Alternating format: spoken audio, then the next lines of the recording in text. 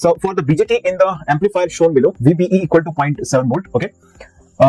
यहाँ पर BJT से रिलेटेड डेटा आपको प्रोवाइड किया गया। सबसे पहले हम बात करें VBE इक्वल टू 0.7 वोल्ट दिया गया, KT by Q is equal to दिया गया 26 millivolt. Okay, thermal voltage basically जो है। Assume the BJT output resistance R0 is very large.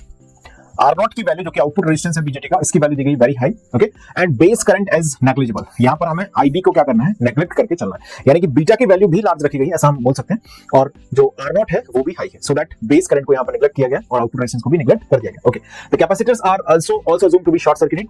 यहाँ पर जो कैपेसिटर कनेक्टेड है, चाहे वो बाईपास कैपेसिटर हो या यहाँ पर कनेक्टेड किया गया कपलिंग कैपेसिटर हो, वो भी क्या रखा जाएगा, शॉर्ट सर्किट रखा जाएगा। Okay, at signal frequencies the input VI direct couple low frequencies gain V0, the input is VI. Okay, the low frequency gain V0 upon VI of the amplifier is। आपसे दोस्तों पूछा गया है इसमें voltage, output voltage to input voltage ratio. Basically बात की गई है वोल्टेज गेन की। क्लियर है बात सभी को? सो दोस्तों, हम जब भी वोल्टेज गेन की बात करते हैं, सो पर्टिकुलरली हमने common emitter, common base, common collector, इन तीनों कॉन्फ़िगरेशंस में एम्पलीफायर्स को एनालाइज किया है।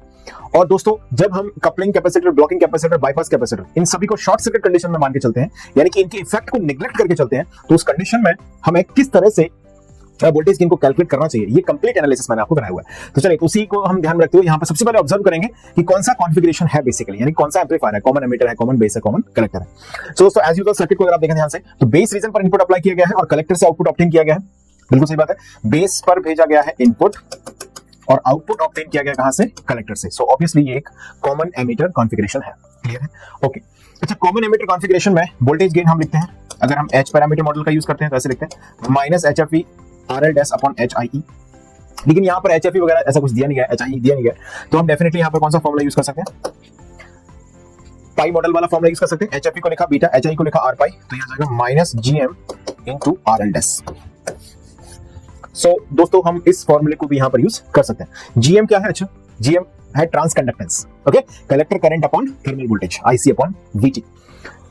सो सबसे पहले अगर हमें यहाँ से RL डैश की वैल्यू जाननी है, तो RL डैश क्या होगा, definitely RC parallel to RL, बड़ी आसानी से निकाल सकते हैं। ट्रांस कंडक्टेंस हमें कैलकुलेट करना पड़ेगा, तो उसको पहले हम सॉल्व करते हैं। पहले तो आप चाहो तो लिख लो, सिंस ट्रांस कंडक्टेंस GM क्या होता है, बोलो, कलेक्टर करंट, DC करंट निकालेंगे कलेक्टर का, IC upon VT।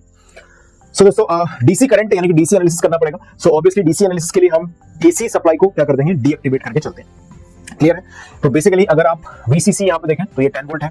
Base to emitter voltage आपको दिया गया कितना, 0.7 वोल्ट, ये 0.7 वोल्ट दिया गया है यहाँ पर। V इनपुट डेफिनेटली हमने AC सोर्स को डीएक्टिवेट किया है, तो will be connected to the ground directly.